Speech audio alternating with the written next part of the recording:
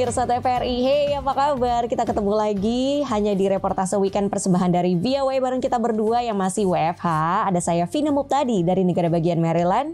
Dan saya Ian Umar dari apartemen saya di Washington DC. Apa kabar pemirsa TVRI di seluruh penjuru tanah air yang masih di rumah aja. Mudah-mudahan tetap patuh dan kita juga masih patuh di rumah, kerja dari rumah. Sementara orang lain sudah mulai ke angkasa luar, udah Jeff Bezos ke angkasa luar, udah billionaire dari Inggris juga itu ke angkasa luar. Kita masih di sini aja, Vin.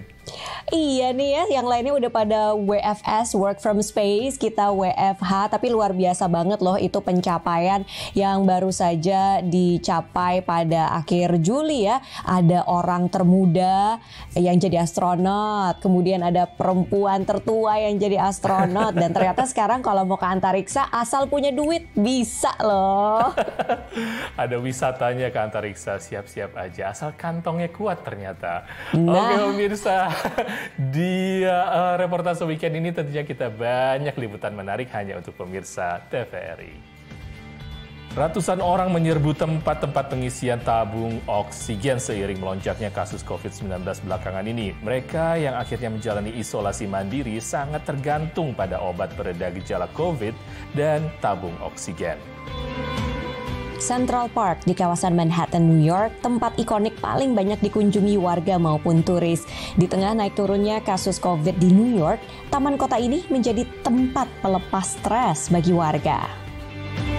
Film Indonesia Ali dan Ratu-Ratu Queens berhasil menarik minat para penonton diaspora Indonesia di Amerika, terutama bagi warga Indonesia yang bermukim di area Elmhurst, Queens, New York. Pemirsa, seiring dengan kondisi COVID-19 yang memprihatinkan di Indonesia, ini juga meningkatkan kekhawatiran kami ya yang ada di luar negeri karena kita juga teringat dengan sanak keluarga dan saudara yang ada di Indonesia. Seperti teman-teman, kita juga kehilangan anggota keluarga dan juga teman.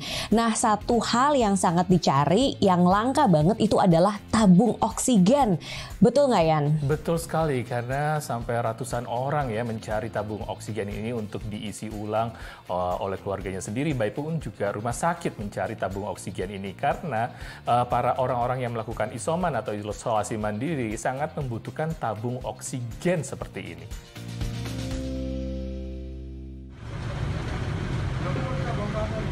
Untuk saat ini sangat sulit ya. Saya nyari udah beberapa tempat. Kalau ini saya dari tadi pagi, dari jam 7 udah mulai antri dari sini. Demikian ungkapan David, salah seorang warga Jakarta yang sudah berkali-kali datang ke berbagai tempat pengisian tabung oksigen di Jakarta. Ratusan orang seperti David menyerbu tempat-tempat pengisian tabung oksigen seiring melonjaknya kasus COVID-19 2 minggu terakhir dan mulai kewalahannya fasilitas-fasilitas kesehatan. Mereka yang akhirnya memilih isolasi mandiri atau menjalani perawatan di rumah saja sangat bergantung pada obat pereda gejala COVID dan tabung oksigen. Di Indonesia, tabung oksigen bervariasi, mulai dari ukuran portable 500 ml hingga ukuran besar yaitu 6 meter kubik. Harga tabung oksigen ukuran 1 meter kubik yang biasanya berkisar antara 550 hingga 750 ribu rupiah, kini melonjak 6 kali lipat menjadi 3 hingga 5 juta rupiah. Sebagian tempat pengisian tabung juga menaikkan harga, meski tak semua. Seperti Ervan yang memilih mempertahankan harga. Sehari biasanya ngelayanin kita paling 40-60, sekarang bisa 100-150. Untuk isi ulang per 1 meter kubik itu sekarang 18.000. Pengisian sendiri dibatasin kita satu orang maksimal 5 tabung. Menyadari kesulitan, kini muncul berbagai gerakan masyarakat madani untuk saling membantu. Salah satu di antaranya, Oksigen untuk Warga. Program yang memberikan dan meminjamkan tabung oksigen secara cuma-cuma itu diperuntukkan bagi warga yang membutuhkan di wilayah DKI Jakarta, Bogor, Depok, Tangerang, dan Bekasi. 2 hari setelah diumumkan pada publik awal pekan lalu, sudah lebih dari 1.500 orang mengajukan permohonan peminjaman tabung. Gerakan ini muncul itu untuk merespon situasi yang saya kira yang terjadi 2 minggu belakangan ini ya, di mana terjadi kelangkaan oksigen. Mereka harus mendaftar melalui Google Form yang tersedia. Terus dari situ ada tim assessment.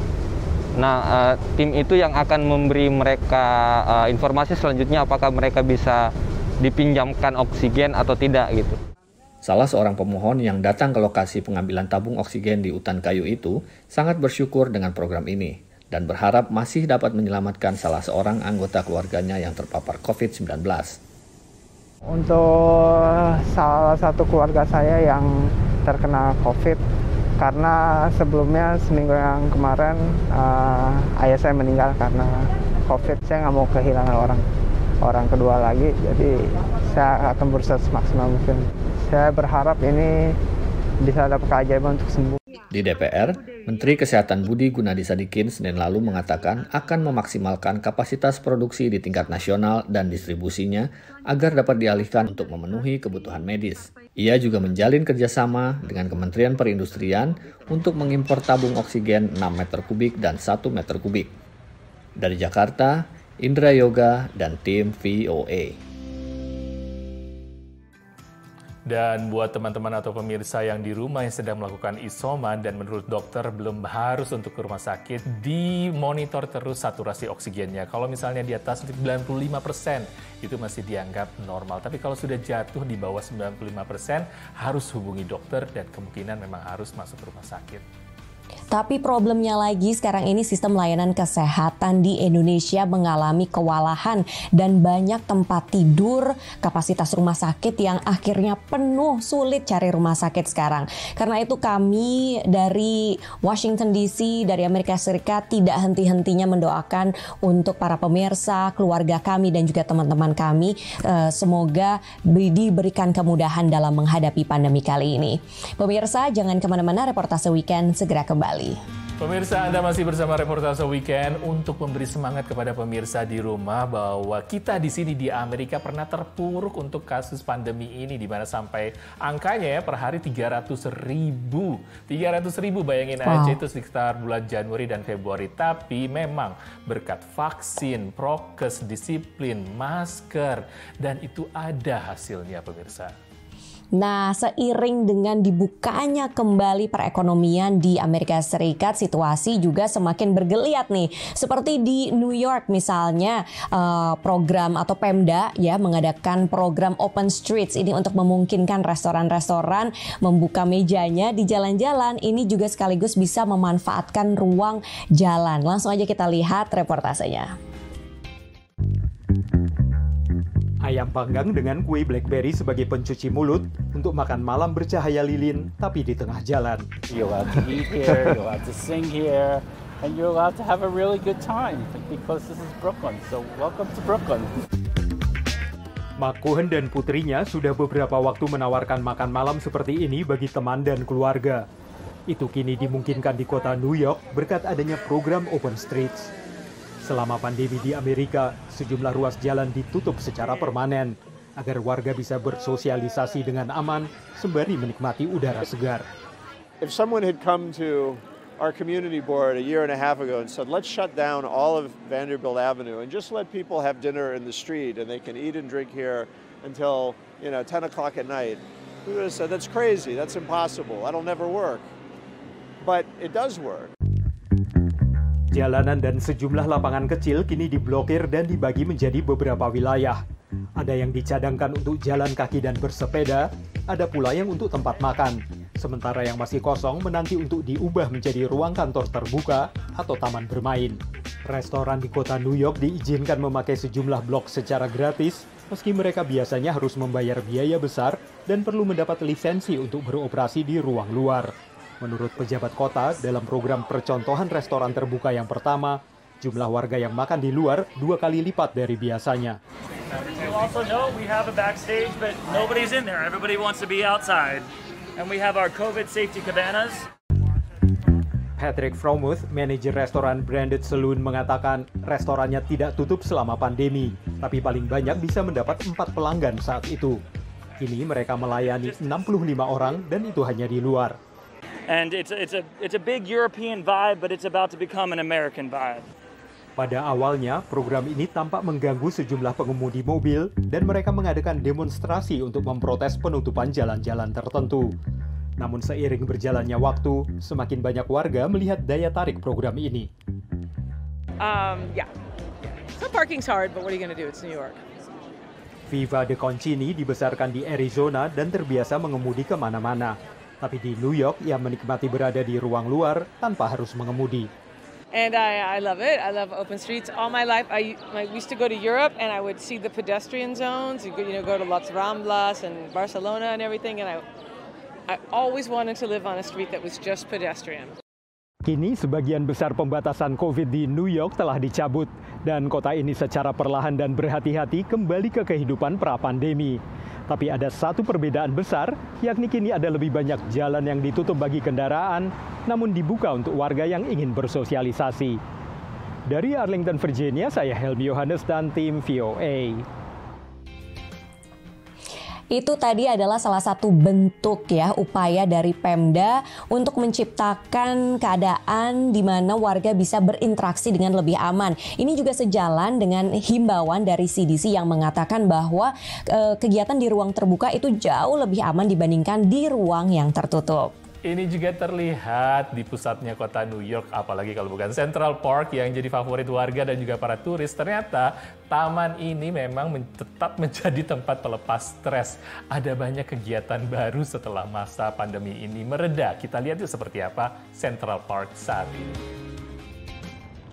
Pemangkas rambut di kota New York ini tak kehabisan akal ketika kegiatan ekonomi ditutup pada awal pandemi. Last year, when they closed everything down, all the barbershops, I think it was March the 13th, I decided to just pretty much take the initiative and just grab my tools from the shop that I was at on 38th and Broadway and bring it out here to Central Park to see how people would be receptive to getting haircuts outdoors.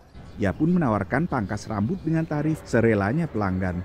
Roughly, people donate what they would normally give to the barbershop, So your average, donation would be anywhere from $20 to $30, And some people that don't have to give, they give what they can, because not only is the donations rewarding, but seeing the effect that it has on them. They walk away with confidence. They walk away in a better mental state as well, and they walk away, just feeling a lot better about themselves, and they have a better work ethic, because they feel good, and I say it all the time, when you look good, you feel good. Ia pun telah memiliki pelanggan tetap. What a great idea, because first of all, with COVID, it's outside, right? And here it is in this beautiful park by the lake. How can you go wrong? Berakhirnya PSBB dan PPKM di kota New York memang ditandai kembalinya aktivitas di taman yang menjadi tempat hiburan warga dan pengunjung ke New York. Salah satunya adalah turnamen gladiator antara tim tuan rumah Gladiators NYC dengan Northern Horde dari Massachusetts. This is a 100% endurance sport. You can fight, you can train any type of training that you have. In the end, it's how long can you stay fighting in armor? Because this is a battle of attrition out here. Like, you can be a really amazing fighter, but if you're only out there for 10, 15, 30 seconds, you're useless, And you all come together, you fight, you have a good time. Then after that, you gather with the enemy team. You do a campfire, you eat food, you enjoy the good time. Seperti banyak kegiatan lain, turnamen gladiator ini tidak dilakukan pada tahun lalu. The group fighting, you have to take the whole other team to the ground. You can trip them, you can punch them, you can cross-check them, you can hit them from behind, you can do anything pretty much to take them down. You just can't hit them in the groin. The feet are usually off limits as well, like stomping on people's feet and trying to break their feet. Selain menyenangkan bagi peserta, pertempuran ala abad pertengahan ini juga menarik bagi pengunjung. It's really fun. They hit a lot harder than I thought they would. They're really actually hitting each other, which is pretty crazy. So I'm enjoying it. Interesting. It's just interesting, like a good stress reliever, I guess. Menurut Dinas Taman yang mengelola Central Park setiap tahun didatangi sekitar 42 juta orang. Menurut dinas yang sama, sekitar 70% dari pengunjung ke Central Park adalah warga New York. Dan selama pandemi, saat New York menjadi epicentrum pandemi, banyak warga juga memanfaatkan taman kota ini untuk berekreasi, berolahraga, dan lain-lain kegiatan. Di saat banyak kegiatan usaha, termasuk diantaranya pusat kebugaran, belum kembali dibuka. Dari Washington DC, saya Nova Purwadi dan tim VOA. Siapa bilang cukur di bawah pohon rindang itu cuma ada di Indonesia? Di Central Park, New York juga ada. Jadi pilihan warga sekarang. Ya ampun, ternyata ya nggak nyangka ternyata ada tukang cukur keliling juga di Amerika Serikat.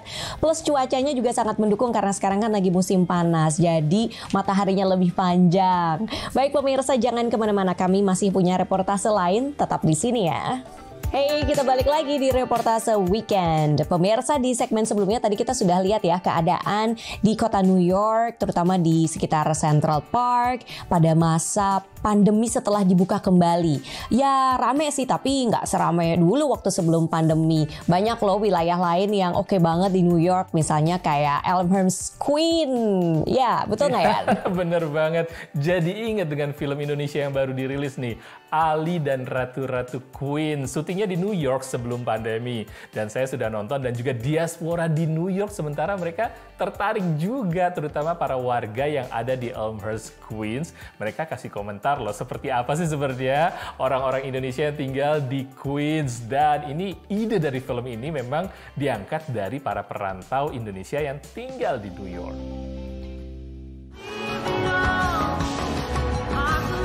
Kamu jangan macam-macam sama anak saya ya. 2 minggu setelah peluncuran perdana pada pertengahan bulan Juni lalu, film Indonesia Ali dan Ratu-Ratu Queens berhasil menarik minat para penonton film digital di Amerika, terutama bagi komunitas Indonesia yang tinggal di area Queens, New York.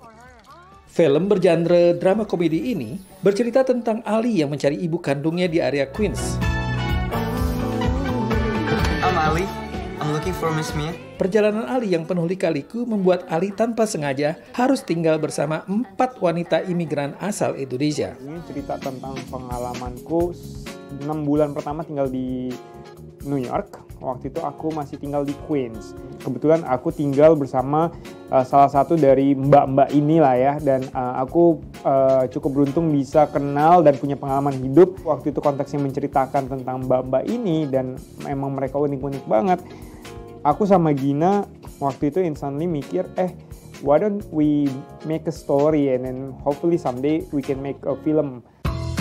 Peran Ali dimainkan oleh aktor Iqbal Ramadan, sementara 4 Ratu-Ratu Queens diperankan oleh Nirina Zubir, Tika Panggabean, Happy Salma, dan Asri Welas. Hadir juga artis Aurora Ribeiro, Marisa Anita, dan artis senior Cut Minit Heo. Film ini disutradarai oleh Lucky Kuswandi dengan penulis cerita Gina Esnur berdasarkan ide cerita dari Muhammad Zaidi yang juga menjadi produser film ini bersama Meske Paurisia. Jadi waktu pas lagi kita syuting di sana kan kita ada beberapa hari kosong kan. Terus waktu itu orang Indonesia ya seperti biasa orang Indonesia bikin acara terus udah gitu ngumpul bareng. Dan aku sama ratu-ratu yang lainnya tuh bener-bener lagi diajakin acara ini nih. Terus gitu kita berempat langsung satu pikiran untuk bilang, Pak, kita berangkat yuk. Dan kehadiran kami yang ternyata kita satu pikiran tuh berempat tuh bener-bener kita ya pikirannya cuma itu doang. Kita kejutin yuk mereka gitu, kita kesana yuk gitu. Film produksi Palari Film dan Netflix original ini menghabiskan waktu syuting selama 21 hari, termasuk 9 hari di area Queens, New York. Saat ini saya sedang berada di Elmhurst, Queens, tempat yang menjadi inspirasi dari film ini. Di area ini memang banyak sekali orang Indonesia. Ada sekitar 3.000 warga Indonesia tinggal di tempat ini dan mereka umumnya bermukim di apartemen-apartemen seperti di belakang saya ini. Komunitas Indonesia di Elmhurst, Queens hidup berdampingan dengan komunitas dari berbagai bangsa seluruh dunia. Hadirnya film Ali dan Ratu-Ratu Queens ini menjadi bahan perbincangan warga di berbagai acara. Iya, memang ada gitu ya orang tinggal berempat dengan pekerjaan yang beda-beda. Cuman maksudnya nggak semuanya kayak gitu. Di sini juga ya ada versi lain. Tapi ya it was fun, it was entertaining. Itu yang scene dimana nyokapnya itu kayaknya kayak nggak nganggap anaknya itu kayaknya sedih banget gitu, kayaknya gimana ya kok ada gitu, ibu kan di sini orang di mana-mana datang ke sini tuh untuk make a better living for their family kan, apalagi seorang ibu terus buat anak gitu, kayaknya tuh sedih banget, terus nggak ada closure gitu buat kita penonton sih menurut gue. Poinnya itu mestinya bagus, cuman happy endingnya itu yang agak tiba-tiba aneh banget gitu loh. Jadi itu memang memprestasikan ibu-ibu yang ada di Queens sih. Jadi ya begitulah kehidupan ibu-ibu di ibu-ibu Indonesia yang ada di Elmhurst, New York. Somewhat related to orang-orang Queens, cuman nggak semuanya kayak gitu Kels. Tapi udah ketutup dengan kelucuannya si Tika sama si Asri Welas, itu kocak banget. Sama Nirina juga keren banget udah filmnya. And Happy Salma juga keren, actingnya lucu. pentingnya arti sebuah keluarga yang bukan hanya datang dari sanak saudara dengan hubungan darah, tapi juga keluarga yang bisa diperjuangkan, keluarga yang bisa kita temui di mana aja, dan akhirnya bisa menjadi keluarga kita sendiri. Saya juga udah nonton pemirsa, dan salah satu adegan favorit saya sebenarnya pas lagi di atas rooftop setelah Thanksgiving dinner, mereka, para tante-tante atau para queens itu sama Ali makan dessert di atas rooftop. Terus mereka jadi kayaknya deket banget, jadi kayak punya tante-tante baru si Ali ini. Jadi dia berasa seperti menemukan keluarga baru walau dia jauh dari Indonesia. Wah, I can totally relate with that ya kan, sebagai seorang perantau udah 10 tahun di sini, Ian lebih lama lagi belasan tahun. Kita memang karena nggak ada keluarga yang deket ya, dan kita mencari teman atau sahabat yang bisa dijadikan keluarga selama di perantauan. Baik pemirsa, semoga informasi tadi bermanfaat. Akhirnya kita harus pamit nih, sampai jumpa lagi minggu depan hanya di Reportase Weekend. Saya Vina Muqtadi dari negara bagian Maryland. Dan saya Ian Umar dari apartemen saya di Washington DC. Sampai ketemu lagi di Reportase Weekend hanya di TVRI Media Pemersatu Bangsa. Bye-bye.